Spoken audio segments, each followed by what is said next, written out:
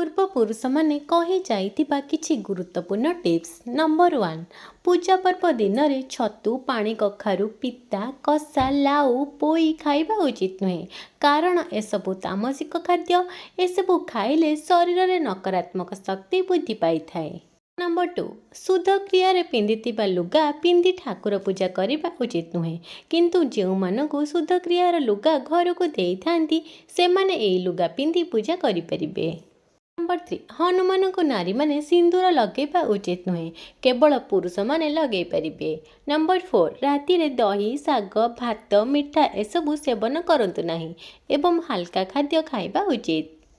Number 5, ରାତିରେ ଶୋଇବା ସମୟରେ ଆଖିରେ କଳା ଲଗାଇ ଶୁଅନ୍ତୁ। ଏହାଦ୍ୱାରା ଆଖିର ସବୁ ମଇଳା ବାହାରିଯିବ ଏବଂ ଆଖି ସୁନ୍ଦର ଦେଖାଯିବ। ନମ୍ବର 6, ମୁହଁରେ ବରଫରେ ମସାଜ କରନ୍ତୁ। ଏହାଦ୍ୱାରା ଚେହେରା ଟାଇଟ୍ ହୋଇଥାଏ ଏବଂ ଗ୍ଲୋ କରିଥାଏ।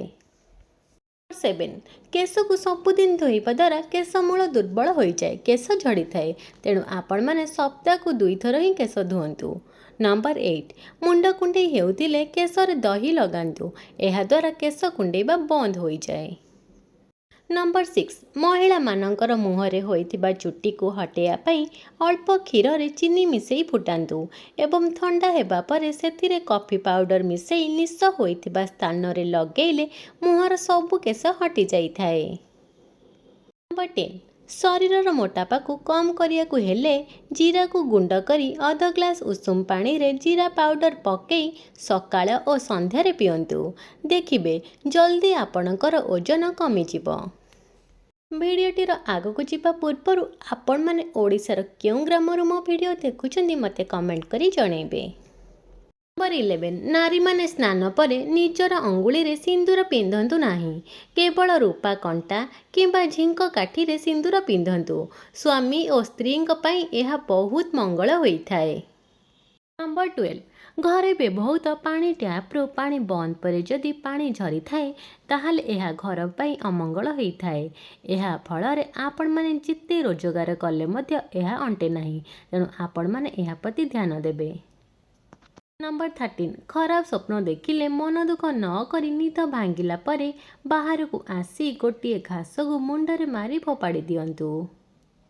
ନମ୍ବର 14, ଘରେ ଅଶୁଭ ଫଳ ଘଟୁଥିଲେ ବୁଧବାର ଦିନ ଗଣେଶକୁ ଦୁବ ଚଢ଼ାନ୍ତୁ ଓ ମୁଗରେ ତିଆରି ଲଡ଼ୁ ଅର୍ପଣ କରନ୍ତୁ ଏବଂ ଗାଈକୁ ଦୁବ ଖାଇବାକୁ ଦିଅନ୍ତୁ। କଲେ ଆପଣଙ୍କର ଅଶୁଭ କଟିଯାଇ ଶୁଭ ଯଥାଶୀଘ୍ର ଆସିବ। ନମ୍ବର 15, ଆପଣଙ୍କର ପୁଅ କିମ୍ବା ଝିଅର ପ୍ରତ୍ୟେକ ଜନ୍ମଦିନରେ ତାକୁ ଖସା ତେଲ ଲଗାନ୍ତୁ ଏବଂ ଖସା ଲଡ଼ୁ ଖାଇବାକୁ ଦିଅନ୍ତୁ। ଦେଖିବେ ଏହା କରିବା ଦ୍ୱାରା ତାର ସବୁ ବିଘ୍ନ କଟିଯିବ। ନମ୍ବର 16, ମନି ପର୍ସରେ ଠାକୁରଙ୍କର ଫଟୋ ରଖନ୍ତୁ ନାହିଁ ଏବଂ ଚାବି ରିଙ୍ଗରେ ଠାକୁରଙ୍କର ଫଟୋ ଲଗାନ୍ତୁ ନାହିଁ, ଏହା କଲେ ଅମଙ୍ଗଳ ହୋଇଥାଏ। ନମ୍ବର 17, ଯଦି ଦେହରୁ ଅଧିକ ଝାଳ ବାହାରୁଛି ତାହେଲେ ପାଣିରେ ଫିଟିକିରି ମିଶାଇ ଗାଧୋଇବା ଦ୍ୱାରା ଝାଳ ବହିବା କମ୍ ହୋଇଯିବ। ନମ୍ବର 18, ଘରର ଡାହାଣ ପାଖରେ ତୁଳସୀ ଚଉରା ରଖିବା ଉଚିତ ଏବଂ ଘରୁ ବାହାରିବା ବେଳେ ତୁଳସୀ ମୂଳର ମାଟି ମୁଣ୍ଡରେ ମାରିଲେ ଶୁଭ ହୋଇଥାଏ। ନମ୍ବର 19, ରନ୍ଧା ନଡ଼ିଆ ତେଲ ସହିତ ରାଶି ତେଲ ମିଶାଇ ଚୁଟିରେ ମାଲିସ କରିବା ଦ୍ୱାରା ଚୁଟି ଭଲ ବଢ଼ିଥାଏ, ତା ସହିତ ମଜବୁତ ମଧ୍ୟ ରହିଥାଏ। ତେଣୁ ଆପଣମାନେ ଚେଷ୍ଟା କରନ୍ତୁ ରାଶି ତେଲ ଲଗାଇବା ପାଇଁ। ରାଶି ତେଲ ଆମ ଚୁଟି ପାଇଁ ବହୁତ ଭଲ ହୋଇଥାଏ। ନମ୍ବର 20, ପାଦ ଦରଜ ହେଉଥିଲେ ସୋରିଷ ତେଲ ହାଲକା ଗରମ କରି ମାଲିସ କରିବା ଦ୍ୱାରା ପାଦ ଦରଜ ଶୀଘ୍ର ଠିକ୍ ହୋଇଯାଏ। ଆପଣମାନେ ଚାହିଁଲେ ସୋରିଷ ତେଲରେ ଅଳ୍ପ କଳା ଜିରା ମିଶାଇ ବି ଲଗାଇ ପାରିବେ। ନମ୍ବର 21, ସକାଳୁ ଖାଲି ପେଟରେ ଗୋଟିଏ ଗ୍ଲାସ ଗରମ ପାଣିରେ ଫାଳେ ଲେମ୍ବୁ ଚିପୁଡ଼ି ପିଇବା ଦ୍ୱାରା ଦେହରେ ଥିବା ଚର୍ବି କମିଯାଇଥାଏ।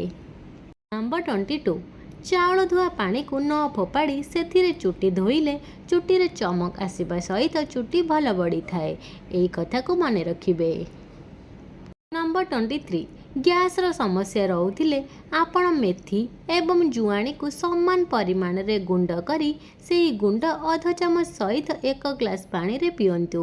ଦେଖିବେ ଏମିତି କଲେ ଜଲ୍ଦି ଆପଣଙ୍କର ଗ୍ୟାସ ସମସ୍ୟା ଦୂର ହୋଇଯିବ।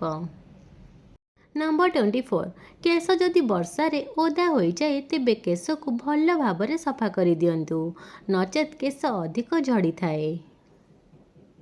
नंबर 25 मासिक धर्म समय पेटर जंत्रणा दूर करने को हेले आपण शुंठी को पाउडर बने उषुम पानी सहित पियंतु सांगे सांगे पेटर जंत्रणा दूर होई जिवो। आपण माने एहा को ट्राए करंतु देखिबे भल रिजल्ट मिलिबो।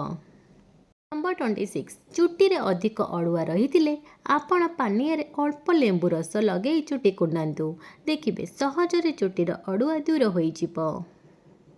नंबर 27 प्रत्येक दिन स्वामी स्त्री उभय ओम नमः शिवाय मंत्र जप करने द्वारा समस्त असुविधा दूर हो जाए सुख शांति प्राप्त होता है। नंबर 28 गोटे दिन रे जदि बहु बाप घरे एवं शाशु घरे भोजन करे तेबे दुर्भाग्य आसी थाए तेणु केबे भी गोटे दिन रे दुई जगार भोजन करिवे नाही।